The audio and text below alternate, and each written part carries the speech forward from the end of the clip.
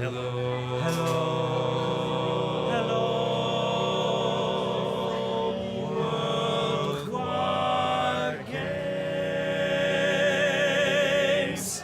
What do the World Choir Games and the words deseasonalisation and subvention have in common? The answer is tourism. Don't worry, we'll explain later. But those combinations could help tourism climb back to the lofty peak of top export earner. How do we ensure that the tourism we're delivering in New Zealand is making Kiwis proud? It's all about spreading out the visitors. Yeah, and look, this is a strategy that we've been working on probably since the inception of Destination Queenstown. And maybe even subsidising them to come here. We know it works. We do know it works.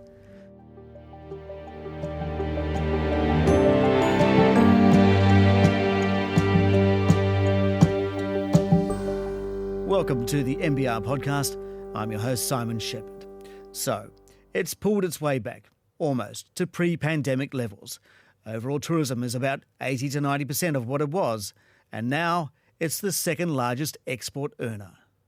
Well, we always knew it was going to take 2 to 3 years to find our new normal as an industry, and that's proving to be correct. Rebecca Ingram is from TIA, Tourism Industry Aotearoa. It represents the actual tourism businesses. We look at where we're at for both visitor numbers, so arrivals into the country, and also the value of those visitors, how much are they spending and where are they spending it. Overall, we're at about 83% of pre-COVID levels for international visitor arrivals. So the strongest recovery, unsurprisingly, has been those visiting friends and family. So when the borders are closed and you can't see people, then of course you want to reconnect with them. Where we're at for holiday visitors is at about 75% of pre-COVID levels. But the recovery is battling tougher economic times locally and globally. And it's not helped, says the industry, when you add on new levies and visitor visa fees. Rebecca Ingram gives an example of a Chinese family considering Canada versus New Zealand. As of this week, your border fees and visa charges for that family of 4 from China will be roughly $2,000. To go to Canada? To come to New Zealand. To come to New Zealand. Right. Equivalent in Canada, $880. That's a sizable difference. And that, you would say, would impact or influence the decision of that Chinese family where they go. It could. And so that's where I talk about us wanting to be competitive when those sorts of holiday decisions are being taken.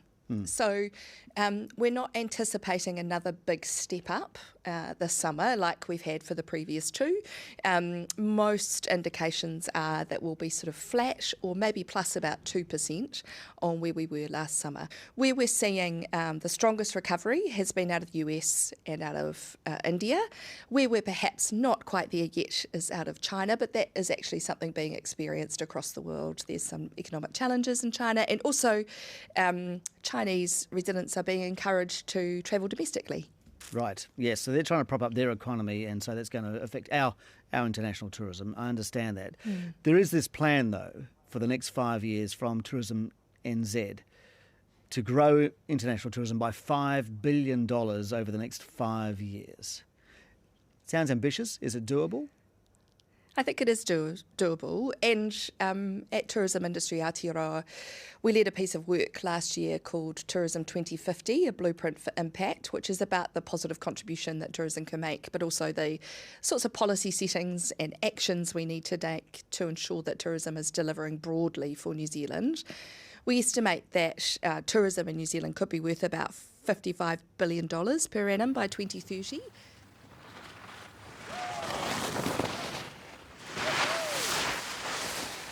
So, how do you do that? Well, the major part of the plan is to deseasonalise. Sounds like you're leaving out the salt and pepper, but what does it actually mean, deseasonalise? Well, that's a very good question. It's a word that's well known across the tourism industry, but I wouldn't expect anyone else to be close to it. No. So basically, if you think about New Zealand as a holiday destination, we are a long-haul destination for many of our visitors. And they tend to arrive in the summer season, and in particular over those months of December, January and February. So when you're talking about off-peak visitation or deseasonalisation, what you're talking about is spreading that very pointy, peaky period out. And that is really important for a number of reasons. One is that it means that our tourism assets are being better utilised, which is important for the productivity of the tourism industry. That then flows through to our ability to employ people over the long term and for the contribution and economic impact of tourism to flow more evenly throughout the year. If you want to look at a region that has already smoothed the peaks and troughs, here's a clue. It all begins in Queenstown. And I guess that's one of the joys with Queenstown is that we promote ourselves as a premier Southern Hemisphere's four-season resort. Matt Woods is the CEO of Destination Queenstown. And that domestic will come back likely for a winter holiday as well as a summer holiday, or equally they're just as happy to come and see the beautiful autumn colours or the spring blossom that we currently have at the moment. Right, and that's key, isn't it? So let's talk about accommodation stats. I was just having a look over the past year, and so August, 300,000, but then in November 23, it was 300,000. So that is consistency there, isn't it? Yeah, and look, this is a strategy that we've been working on probably since the inception of Destination Queenstown. We're just entering our 40th year, and it's not something that we sort of just started doing recently. And for the 40 years that we've been working as the Regional Tourism Office, we've been pushing hard around that sort of seasonality and how do we actually smooth the curve and not just have summer visitation. And I think, it's pretty obvious that we have a strong winter season here with snow, and we're really fortunate that we do have 4 ski fields. But a lot of that has come about from the fact that we've actually seen huge investment from these operators too. So there's a lot of investment that has gone in over the years, and it's not something that we just decided overnight. Let's try and smooth the curve and see if we can actually get more visitors to come more often. Do you actually have a shoulder season now?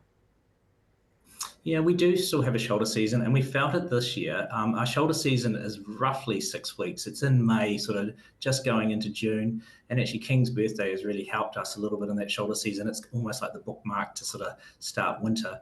And the shoulder season in May is noticeable, but actually we almost need it as well.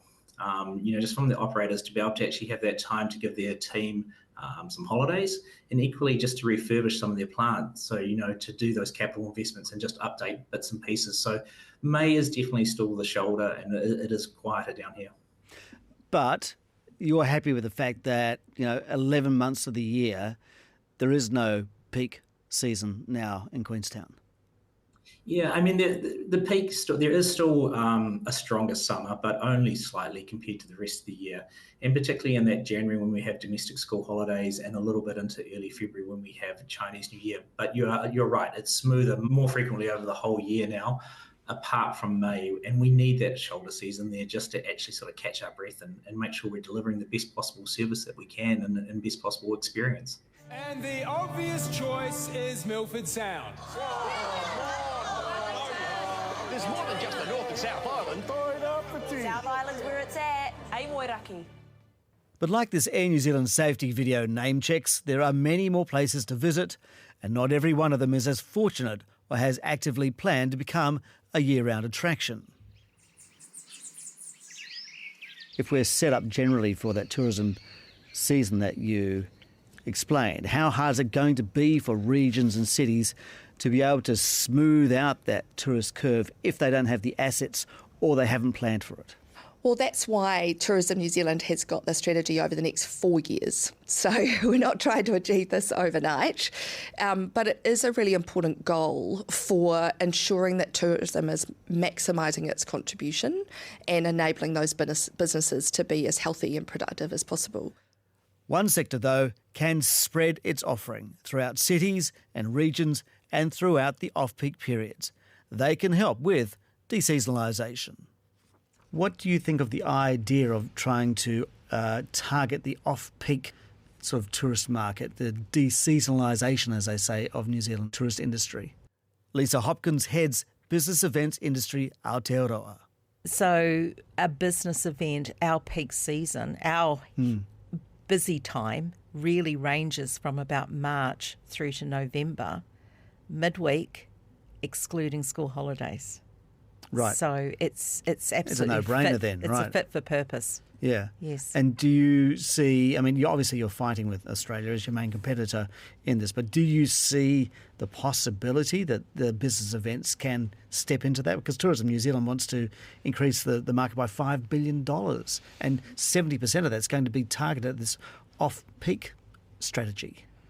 Well, speaking with Tourism New Zealand, they understand and they know that business events do play a role in that. So, but it's a twofold thing as well, because we can't forget we've also got a really strong domestic business events market, which fills up the buckets in some of our regions. And they're all off-peak too. No one wants to go to a conference during the middle of school holidays, do they? They want to go and do other things. So it makes sense that this is the industry, or this is the sector that's really going to support that strategy that Tourism New Zealand are driving to try and achieve. We've been on, it's a characteristic of business events, always has been, always will be. So we're right in the thick of this. The business events sector has been bouncing back, but is now, like the rest of the sector, seeing numbers flatten. We're trying to get the business event sector back on track to where it was pre-COVID, and we're probably sitting at about 80% of that at the moment. But like everyone, we're starting to see a few headwinds, especially with lack of government spend. So in terms of the cost cutting that the government's been going through in the public sector, that's really had an effect? Absolutely, because it means that there's less conferences happening in Wellington, or there might be less ability for different departments to sponsor, provide speakers, or attend conferences. So we are seeing that. The New Zealand conference sector has been crying out for years for convention centres, and this didn't help. Kia ora, good evening. A monster fire is still burning out of control at the International Convention Centre being built. If you look at Auckland in particular at the moment, the number of hotel rooms, Yes. the occupancy rate is something less than 50. In fact, I think it's less than 40%. Yes, it's really struggling, and I think it's really noticeable that a lot of these hotels were obviously coming on board in conjunction, or to time it, when the NZICC was due to open. And for various reasons, that time frame has been missed. So we are finding that... Christchurch does have a new one up and running, and so does Wellington, even if the current local government minister, Simeon Brown, isn't a fan. Ultimately, it's about actually maintaining cost control for councils. And what we're seeing is we're not seeing that, and we're standing in a building which basically screams that they have not been doing that appropriately. That raised some eyebrows in the business events sector, which is looking to get back on its feet. What is holding it back? Is it just the lack of government spending, or are there other issues that are holding back business events really getting going again? Oh, it's not just government spend. That certainly is impacting. It's impacting probably in Wellington the most with accommodation and that type of thing. But business events are relatively sensitive to the economic conditions of the world. Yeah. And so when there's some hesitancy, we're seeing lack of the way that the economy's going in China, that's impacting as well, because, obviously China are asking everyone to stay close to home versus go overseas. So we are seeing that. But I think as well, you've got to have the infrastructure in place. And when you look at it, we're still relatively young and new with these pieces of infrastructure. Money certainly follows when business events come to town, be it cultural, conferences or concerts. A study by commercial real estate firm CBRE looked at the hotel bed stats for the World Choir Games and found a 21% rise in occupancy. When Pink played in Auckland back in March, there was a 12% increase in hotel occupancy. But there's also a lot of competition to attract these events. So where is the biggest competitor? Is it Sydney? Is it Melbourne? Is it Brisbane? Are they? Yeah, it's Australia. Is that where people go? It's Australia. It's Australia, and Adelaide is doing a great job as well. And they've also got some really good programs in place around subvention, which is a way that destinations can encourage people to hold their conferences in their city by supporting them with some upfront support. What does that mean? Is that monetary support? Monetary support. But so people are subsidised to come to the particular, like to Adelaide? Is that how it works? It is how it works, but here's the great thing about it. It only happens if the conference has been won for the city. So there's nothing before that to entice phase. the conference to come. Exactly, right. yeah. What do we need to do? I mean, is it a role that the government needs to play a greater hand in terms of getting people to come here? Because it seems the opposite sort of signals going out to the world at the moment. You've got the tourist levy, you've got increased visitor visa fees. Mm-hmm. So that's a different kind of message. It is a different kind of message. And look, it's one that we're not particularly supportive of, but it's one we've got to work with. It's a very diplomatic way of saying you don't like it. That is, I guess, true. But, we've got to work with it. It is what it is. And the hope is that, in this time and in a year's time and 2 years' time, it won't make a huge amount of difference. Because we've got other things that are going to be attractive to those destinations. I think, investment in something like subvention or some sort of leverage is a great way, and it doesn't need to be a huge amount of money. It typically is just token, but the return on the investment is huge. It's significant. That seems to go against the kind of current philosophy of both the government and also probably the Auckland Mayor at the moment, who's talking about scrapping Tātaki Auckland or Auckland Unlimited, which brings in major events and tries to organise it. So you might be facing an uphill battle with that kind of recommendation. It seems to me at the moment that there's governments and local councils are going through a phase at the moment of really just putting their attention on things that really matter in the short term and then sort of where they're looking. What we're talking about is something that's more of a longer term investment and which shouldn't be forgotten. It's really, really important. We need to be getting these things locked in now. So our ask to government and our ask to local council is to think about the future and the future impacts that certainly events like major events, business events bring to a city. We know it works. We do know it works. Let's go back to Rebecca Ingram. Should we be offering them some kind of incentive? Because you talk about the international competition. Should we be saying, hey, come here. If you say yes to New Zealand, here's a couple of sweeteners? I think that's the reality. Right? So again, to be globally competitive, we need to put New Zealand in at the best possible position to compete. And what we're seeing is that other countries around the world are offering those kind of support mechanisms for business events to come to their country. Perhaps the last bit of advice to other regions should go to the one that has successfully, to use the jargon, deseasonalised, smoothed the curve and off-peaked, Queenstown. You got any tips for them? Oh, look, I think this is a useful play, and it's something that we need to do to make sure that we can actually have a very consistent year, consistent visitation across the year in New Zealand. I don't think it's something that changes overnight, though. It is something that will take a long term, and it's something we just need to continue doing. And that's it for this episode of the NBR Podcast. All audio links used are listed in the description. For early access to new episodes, subscribe at nbr.co.nz. Thanks to content producer Jake Latham and creative director Michael Hickmott. Our next pod features the Man of Steel, not Superman, but the CEO of NZ Steel. I'm Simon Shepherd. We'll catch you then.